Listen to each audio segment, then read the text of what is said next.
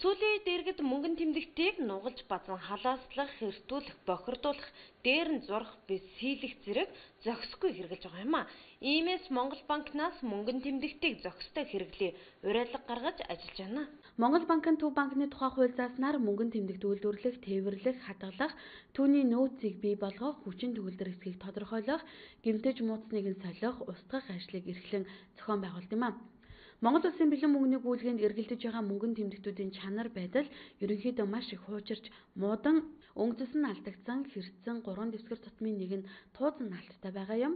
Монгол улсын Төв банк болох Монгол банкнд гүйлгээний шаардлага хангахгүй болсон, урагдж, тасарсан, ихээр бохирдсон, өнгө үзмжээ алдаж, хуучирдсан, заялагдж нэмгэрсэн, тос будаг бих гих мэт зүйл болсон зураг зурж бичээс бичсэн мөнгөн тэмдэгтүүдийг муу тэмдэгт хэмээн ялгаж хуулиар олгогдсон эрхийнхээ хүрээнд гүйлгээнээс татаж авах ажиллагааг гүйцэтгэж байна. За мөнгөн тэмдэгтийн соёлтой хэрэглээ 2 сарын аяны хүрээнд Монгол банкнаас иргэд байгууллага олон нийтийг мөнгөн тэмдэгтээ зүй зохистой соёлтой хэрэглэх хэвшүүлэх талаар бол олон ажлыг зохион байгуулад байна. Тухайлбал одоо мөнгөн тэмдэгтийн тухай, мөнгөн тэмдэгтийн соёлтой хэрэглээ, мөнгөн тэмдэгтийн нууцлал, хуурамч мөнгөн тэмдэгт гэсэн сэдвүүдээр тус аймагт үйл ажиллагаа явуулж байгаа банкнуудын шинэ ажилтнууд мөн ерөнхий олон улсролын ахлах дунд бага ангийн сурагчдад сургалт мэдээлэл зохион байгуулж тэгээд гарын авлага тараах материалыг тараасан. Мөн энэ ерөнхий олон улсролын сургуулийн сурагчид бол нийтдээ 279 сурагчийн сургалтанд хамрагдаад байна. Энэ зөвхөн аймгийн төвийн сурагчид биш, хөдөө сумдын сурагчид бас хамрагдсан. За тэгээд Монгол банкуд маань бусад банктайгаа хамтраад энэ аяны хүрээнд дэлгүүр, зах, худалдааны төвүүд, үйлчлэгээний газруудаар муу мөнгөн тэмдэгтийг татах, тэрэнд нь сайн мөнгөн тэмдэгтээр хангах үйл ажиллагааг зохион байгуулж уртасгасан цагаар ажиллаж байгаа.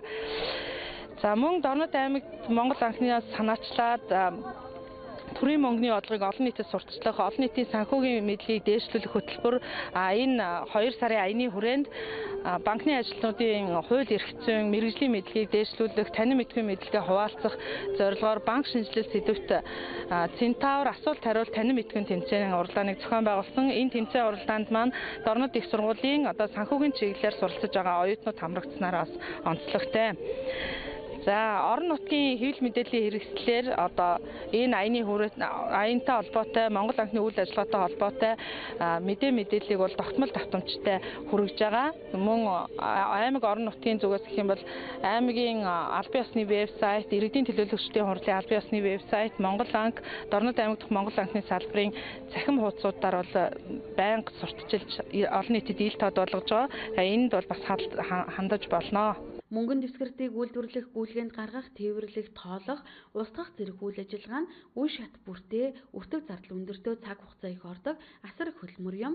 Судалгаанаас үзэхэд хамгийн богино олох 2.6 жилийн насжилттай 1000 төгрөгийн дэвсгэрт байгаа бол хамгийн урт нь 5-аас 6 жилийн настай 10,000-аас 20,000-ийн том дэвсгэртүүд байгаамаа. За Монгол төгрөг бол Монголын үндэсний баялаг гэдгийг эргэн бүр ухамсарлаж мөнгөн тэмдэгттэй зөв боловсон соёлтой харьцаж хэтвч хэрэглэх заншил хэрэгтэй байна.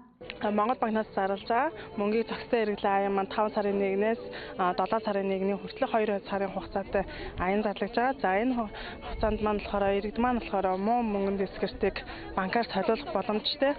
Тэгээ бас манай мөнгөн тэмдэгтийн насжилт нь бас айгүй богинохон болоод байгаа учраас бас энийг уртсах хугацаа ууртай учраас тэгээд иргэд маань тэрэнд идэвхтэй оролцоод мөнгөө солиулаад тэгээ мөнгөө гамтай хэрэглээд зөв зохистой хэрэглээрэй гэж хэлмээр байна.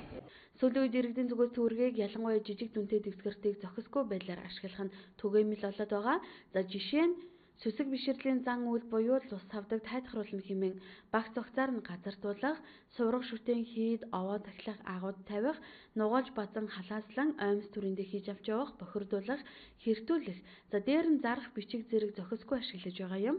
Монгол банк энэ бүх үйлдэлийг зохисгүй буруу гэж үзэж байгаа бөгөөд ийм байдлыг зогсоохын төлөө хамтран ажиллахыг олон нийтэд уриалж байгаамаа.